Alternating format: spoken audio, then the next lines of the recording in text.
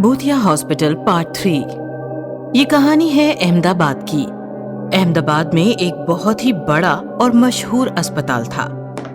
रोजाना काफी सारे पेशेंट्स वहां अपना इलाज करवाने आते थे। बहुत से पेशेंट्स को भर्ती करवाया जाता और रात दिन उनका इलाज चलता था। अस्पताल में एक ऐसा पेशेंट भी था जिससे ये अस्पताल बाकी अस्पतालों से अलग था। इस अस्पताल में 30 साल से कोमा में गया एक पेशेंट डॉक्टर्स की निगरानी में रखा गया था और उस पर इलाज हो रहे थे। दरअसल वो कौन था, कहां से आया था और उसे कौन भर्ती करवा के गया, इसका अस्पताल के पास कोई रिकॉर्ड ही नहीं था। ये भी एक अजीब बात थी। दरअसल ये पेशेंट मेडिकल फील्ड से संबंधित एक्सपेरिमेंट करने हेतु अस्पताल ने संभाले रखा था और अस्पताल उसके इलाज का पूरा खर्चा उठा रहा था। लेकिन 30 सालों में इस पेशेंट ने अपनी पलकें भी नहीं झपकी थी। कुछ दिनों बाद अस्पताल में दिन भर मरम्मत का काम चलने लगा, जिससे ज्यादा पेशेंट्स अस्पताल ने भर्ती नहीं करवाए और रात के वक्त अस्पताल सुनसान पड़ने लगा। ऐसी ही एक काली रात थी। अस्पताल सुनसान पड़ा था और 1-2 नर्स ही ड्यूटी पर थी। जूली नाम की एक नर्स रात के 2 बजे राउंड पर निकली और अचानक चलते चलते एक अंधेरे वार्ड में आ पहुंची। उसकी नजर एक बेड पर पड़ी और जूली यकायक जोर से चीख पड़ी। जूली जोर जोर से चीखती हुई इधर उधर भागने लगी। उसकी चीखें सुनकर बाकी नर्सेज, डॉक्टर्स और सिक्योरिटी गार्ड ने उसे घेर लिया। क्या बात है जूली, तुम चीख क्यों रही हो? डॉक्टर, वो साफ साफ बताओ जूली, क्या बात है? डॉक्टर, वो पेशेंट 30 साल से कोमा में पड़ा था। हाँ, बेड नंबर 13, उसका क्या? डॉक्टर, वो अपने बेड पर नहीं है वो अपने बेड पर। व्हाट? क्या बक रही हो जूली, तुम्हारी तबीयत तो ठीक है? मैं सच कह रही हूँ डॉक्टर। मैं राउंड पर गई तो वो अपने बेड पर नहीं था। चलो हम चलकर देखते हैं। नहीं, आप जाओ, मुझे डर लग रहा है।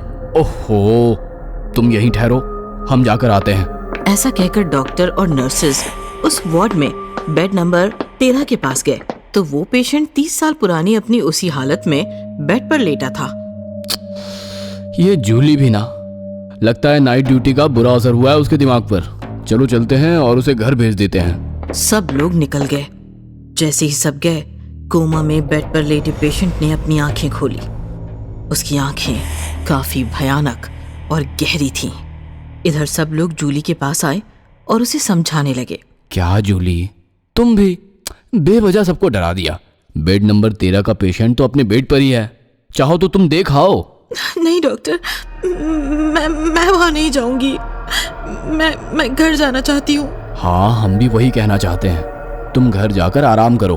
तभी अचानक से अस्पताल की पूरी इमारत थर्राने लगी, मानो कोई हंस रहा था। लेकिन वो हंसी कोई मशीन के चलने जैसी थी। ये कैसी अजीब आवाज है? समझ नहीं आ रहा है कि किसी की हंसी है या फिर मशीन की आवाज। लेकिन मजदूर तो शाम को ही मरम्मत का काम खत्म करके निकल जाते हैं।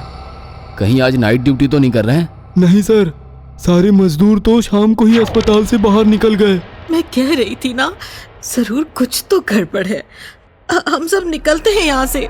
निकलो यहाँ से। जूली, डोंट वरी, शायद कोई मजदूर रुक गया होगा अपना अधूरा काम को पूरा करने। चलो हम चलकर देखते हैं। ऐसा कहकर डॉक्टर के साथ साथ बाकी लोग भी धीरे धीरे वार्ड की तरफ बढ़ने लगे। जैसे ही उन्होंने वार्ड में कदम रखा, सामने का नजारा देखकर सबकी हालत बिगड़ गई। कोमा पेशेंट काफी भयानक रूप में बेड को अपने दोनों हाथों से कसकर पकड़कर जोर जोर से हिलाता हुआ उछल रहा था और जोर जोर से हंस रहा था। उसकी हंसी लगभग ड्रिलिंग मशीन जैसी थी। ये नजारा देखकर सब लोग डर गए, लेकिन डॉक्टर अभी भी कंफ्यूज था। हमने गलती की इसको यहाँ रखकर। ये कोमा में जाकर कब का मर गया है और भूत बन गया है। ये हमें नहीं छोड़ेगा। भागो यहाँ से, भागो। हाँ सर, जूली ठीक कह रही है। Shut up.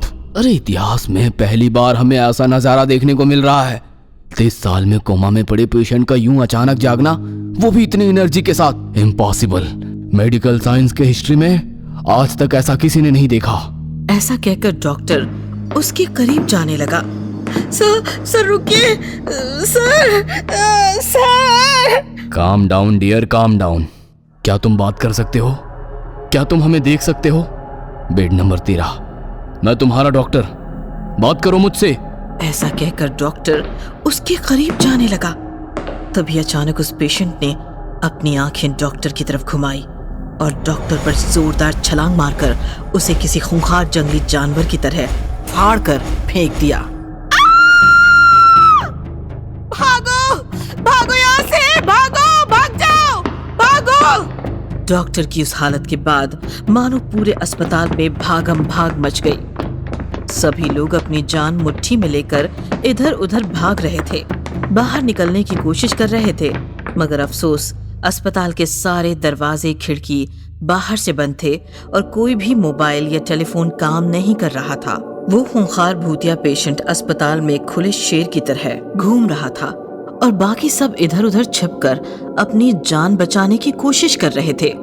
लेकिन सुबह होते होते उस भूत ने अस्पताल में छिपे हुए एक एक को खोज निकाला और बेरहमी से मार दिया। फिर करीब करीब सुबह के 6:30 बजे वो वापस अपने वार्ड में जाकर अपने बेड पर लेट गया और आंख बंद करके फिर से कोमा में चला गया। 8 बजे पुलिस आई और छानबीन शुरू हुई तो पुलिस को कातिल का एक भी सुराग नहीं मिला और पुलिस भी हैरान रह गई। सबको मार दिया उसने, बस उस कोमा पेशेंट को छोड़कर। सर, कातिल के खिलाफ कुछ भी नहीं मिला।